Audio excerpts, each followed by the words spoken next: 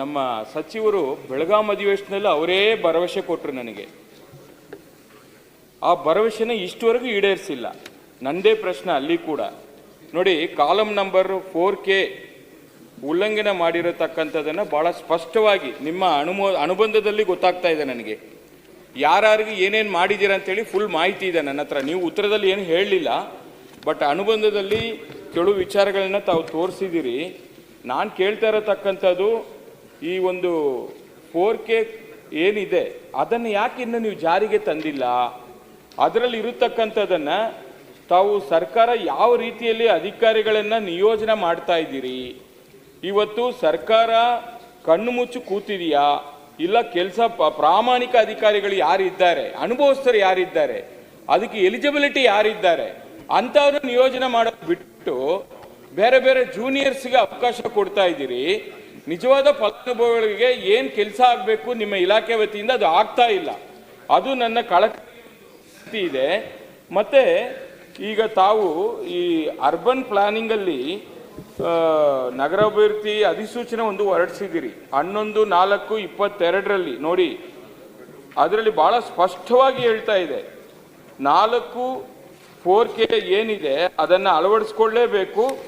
ಅದನ್ನು ಸಂದರ್ಭದಲ್ಲಿ ಆಗಲಿ, ನಿಯೋಜನೆ ಮಾಡುವಂಥ ಸಂದರ್ಭದಲ್ಲಾಗಲಿ, ಟ್ರಾನ್ಸ್ಫರ್ ಮಾಡುವಂಥ ಸಂದರ್ಭದಲ್ಲಾಗಲಿ.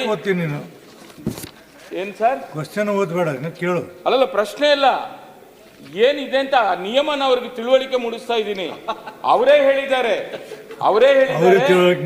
ಮುಗಿಸ್ತೀನಿ ಅಂತ. ನೋಡಿ, ಈ ಹಳ್ಳಿಗಳಲ್ಲಿ ಏನಾಗ್ತಾ ಇದೆ ಸಚಿವರೇ, ಸುರೇಶಣ್ಣ ಕೇಳಿಸ್ಕೊಳ್ಳಿ, ನೀವು ಬುದ್ಧಿವಂತರಿದ್ದೀರಿ, ಕೇಳಿಸ್ಕೊಳ್ಳಿ. ಸ್ನೇಹಿತರು, ನೀವು ನನ್ನ ಸಲಹೆ ಕೊಡ್ಲಿ ಅಂತ ಹೇಳ್ತಾ ಇದ್ದೀವಿ. ಆಯ್ತು ಒಳ್ಳೇದಾಯ್ತು.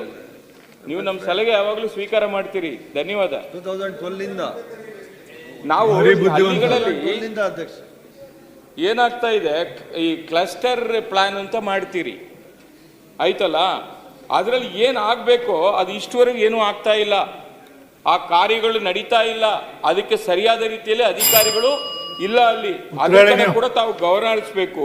ತಾವು ಹೇಳಿದಿರಿ ಯೋಜನೆ ಬದ್ಧ ನಗರವನ್ನು ರಚನೆ ಮಾಡಬೇಕು ಅಂತ ಹೇಳಿದಿರಿ. ಆ ನಗರವನ್ನು ರಚನೆ ಮಾಡಬೇಕಾಗಿದ್ರೆ ನೀವು ಎಲ್ಲ ತಾತ್ಕಾಲಿಕ ಅಂತೇಳಿ ತಮ್ಮ ಟ್ರಾನ್ಸ್ಫರ್ ಆದೇಶದಲ್ಲಿ ಕೂಡ ಬರೆದಿದ್ದೀರಿ ಟೆಂಪರರಿ ಅಂತೇಳಿ. ಟೆಂಪರರಿ ಅಂತ ಕೊಟ್ಟಾಗ ಆ ಅಧಿಕಾರಿ ಎಲ್ಲಿಂದ ಕೆಲಸ ಮಾಡ್ತಾರೆ? ಅವರಿಗೆ ಯಾವ ಬದ್ಧತೆ ಇಟ್ಕೊಂಡು ಅವ್ರಿಗೆ ಯಾವಾಗ ನಮ್ಮನ್ನು ತೆಗಿತಾರೋ ಅಂತೇಳಿ ಆತಂಕದಲ್ಲೇ ಇರ್ತಾರೆ. ಅವರು ಸರಿಯಾದ ರೀತಿಯಲ್ಲಿ ಕೆಲಸ ಮಾಡಲ್ಲ. ನಿಮ್ಗೆ ಏನು ಕಷ್ಟ? ನೀವು ಇಂದಿನ ಅಧಿವೇಶನದಲ್ಲಿ ನೀವೇ ಭರವಸೆ ಕೊಟ್ರಿ, ಇದೇ ಸದನದಲ್ಲಿ ಹೇಳಿದಿರಿ, ಏನು 4K ಮತ್ತು ಸೆಕ್ಷನ್ 17 ಅಡಿಯಲ್ಲಿ ನಿಯಮಗಳನ್ನು ನಾನು ಜಾರಿಗೆ ತರ್ತೀನಿ ಅತಿ ಶೀಘ್ರವಾಗಿ ಅಂತ ಹೇಳಿದ್ರಿ, ನೀವೇ ಹೇಳಿದ್ದೀರಾ. ಆದರೆ ಇಷ್ಟುವರೆಗೂ ಅದ್ರ ಕಡೆ ಗಮನ ಹರಿಸಿಲ್ಲ. ಅದು ಯಾವಾಗ ತರ್ತೀರಾ ಅದನ್ನಾದ್ರು ಹೇಳ್ಬಿಡಿ, ಇನ್ನೊಂದ್ಸತಿ ಹೇಳ್ಬಿಡಿ. ನಿಮ್ಮ ಮಾತಿಗೆ, ನಿಮ್ಮ ಕಮಿಟ್ಮೆಂಟ್ಗೆ ನೀವು ಸ್ಟ್ಯಾಂಡ್ ಆಗಬೇಕು. ಅದು ಆಗಿಲ್ಲ.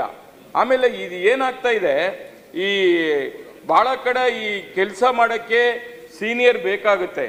ಯಾವುದೇ ಪ್ಲಾನಿಂಗ್ ಮಾಡಬೇಕಂದ್ರೂ ಕೂಡ ಯೋಜನೆಯ ವಿಚಾರದಲ್ಲಿ ಆ ಸೀನಿಯರ್ ಆಫೀಸರ್ಸ್ ಇಲ್ಲ ಅಂದರೆ ಟೆಂಪ್ರರಿ ಬರೋದು ಎಲ್ಲೆಲ್ಲೋ ಬೇರೆ ಇದರಿಂದ ಬರ್ತಾರೆ. ಅದು PWDಯಿಂದ ತಗೋತಿರೋ, ಬೇರೆ ಕಡೆಯಿಂದ ತಗೋತಿರೋ, ಅದು ನಿಮ್ಗೆ ಬಿಟ್ಟಿದ್ದು ತಗೋತೀರಾ. ಬಟ್ ಅವ್ರು ಸರಿಯಾದ ರೀತಿಯಲ್ಲಿ ಕೆಲಸ ಮಾಡಲ್ಲ, ಅವ್ರಿಗೆ ಅನುಭವನೂ ಇರಲ್ಲ ಜೂನಿಯರ್ಸ್ಗೆ. ಅದಕ್ಕೋಸ್ಕರ ತಾವು ಕೂಡಲೇ ಇದನ್ನು ಏನು ಹೇಳಿದ್ದೀರಿ, ಆ 4K ಮತ್ತು ಸೆಕ್ಷನ್ 17 ಏನಿದೆ ಅದನ್ನು, ಆ ನಿಯಮವನ್ನು ಇಂಪ್ಲಿಮೆಂಟ್ ಮಾಡಲಿಕ್ಕೆ ಯಾವಾಗ ಮಾಡ್ತೀರಾ ಅದನ್ನು ನನಗೆ ಹೇಳ್ಬಿಡಿ.